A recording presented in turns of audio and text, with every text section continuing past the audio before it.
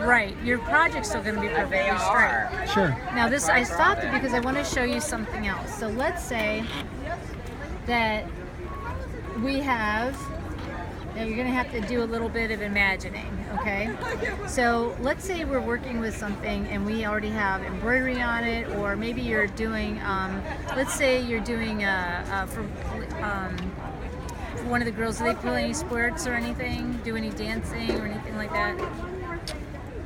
Not professionally. Well, no, I didn't think so. Do you have any celebrity children? No, I'm not asking you that. Just in their own minds. Well, that's okay. That's all that counts. Okay. So. Yeah, sports ID or something like that. Okay, let's just go to here. Let's say that you have a denim work shirt or any kind of work shirt with a pocket on it. Okay, and you can take you can take that shirt and put it here in the hoop. And let's say this is the pocket top.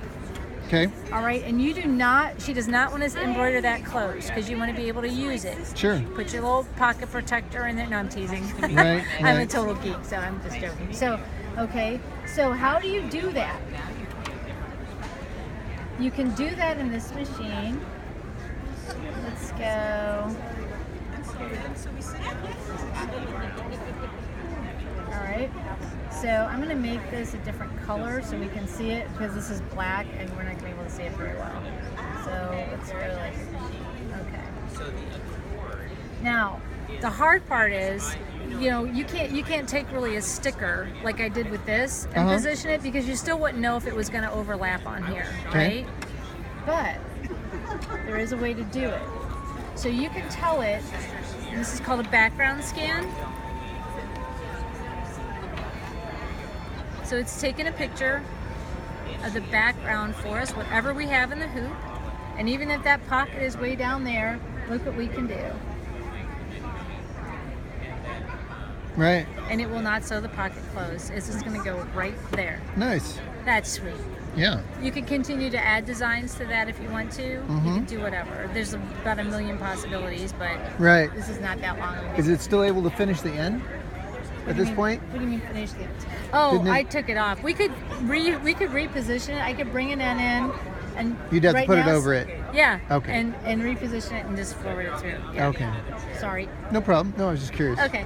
And we got other stuff going on. Do you want? You can take that home if you want.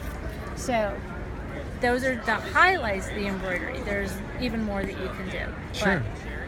I don't want to overwhelm anybody, but those are like the really super important things. Now, for sewing. This thing is amazing. So we can sew with the embroidery unit on, but we don't have to. Okay. Okay, so if she wants to take it off for any reason, she can do that too. She wants to take it off for free arm sewing, that's fine. Okay. Now, this is where this machine kind of takes off too. A lot of companies sacrifice when they have a combo machine. They sacrifice one side for the other. Okay. In other words, they may constantly they have a great sewing machine, not great embroidery features, that kind of thing. We didn't do that. Okay.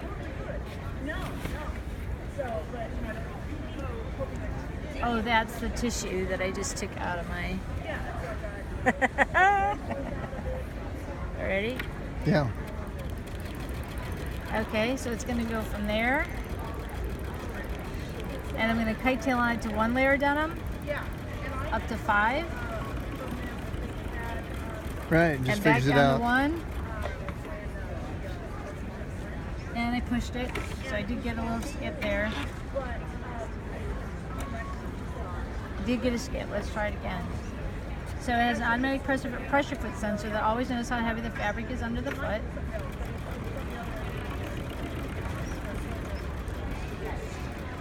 We got one more skip. But you get the idea. Yeah. So it adjusts for you accordingly. And it did not chew this up.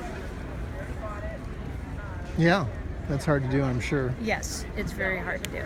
Most machines The mechanism that the feed dogs are on is on an oval. It's an oval mechanism, so the feed dogs travel like this, so they lose contact with the bottom of the foot as it's sewing, just briefly, but each stitch, right? This does not. This has what's called a box feed system, and that was taken from commercial sewing. And what that means is the feed dogs come up and they grab the foot through the entire rotation of the stitch. Sure. That's what gives it such a beautiful stitch. So, I'll give you a couple more sewing highlights. Okay. So you can do an automatic lock stitch.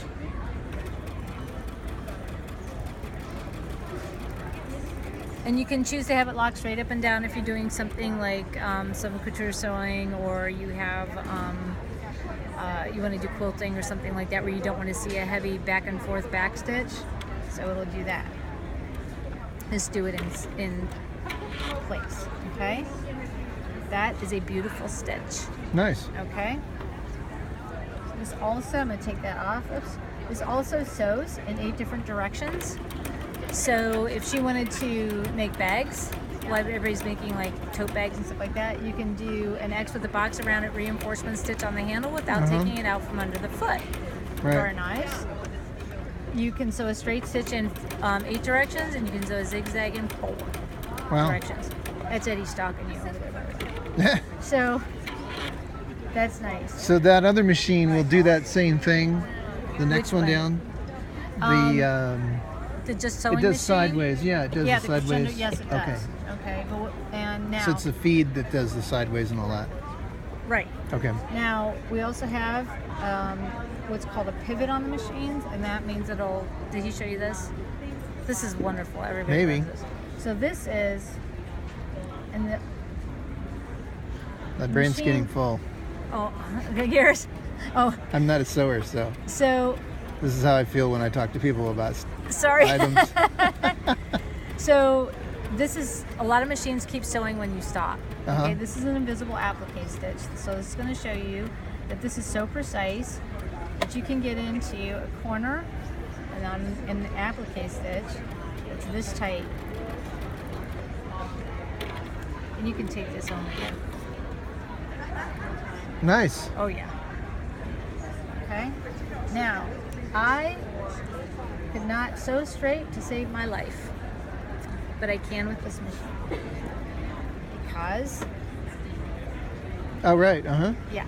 So, did he show you the guide beam on the? No, he told me machine? about it though. Okay. Well, the guide beam's great, and on the crescendo, it can go only out to a 1/4 inch, which is a quilting thing. On this machine, it's brighter, and it can go out to 5/8 of an inch, which is your typical seam for clothing and things. So she's going to make something for the girls, so we'd have that 5/8 inch seam allowance, so it's right there. Okay. You can also use it right in the middle at the needle for top stitching if you're doing garments, or for quilting. So it'll go like right along the ditch in a quilt, and that's something that she would need later if that she was going to start quilting. Okay, so that's really awesome. So you can put it there. You can also put it on the other side. So if for some reason you're doing anything like any heirloom sewing or something where you need to like use your seam allowance, like decide what increments from the other side, and like work from this side instead of this side, then it's right there. If you have it a certain distance on this side, you can also say, when you need it an equal distance on the other side, maybe she's going to do a decorative stitch around the hem of something, and she wants it an equal distance on each side of a regular stitch. Like if she's doing a border or something, playing around, you can just touch this button, and that guide beam will go equally to the other side, the other distance. So that's sweet. And I can show, we have a ton of decorative stitches, but this is really like all the cool stuff, because this is, people don't, they're great decorative stitches, but people don't buy a machine for decorative stitches. One more thing. Let's say she's sewing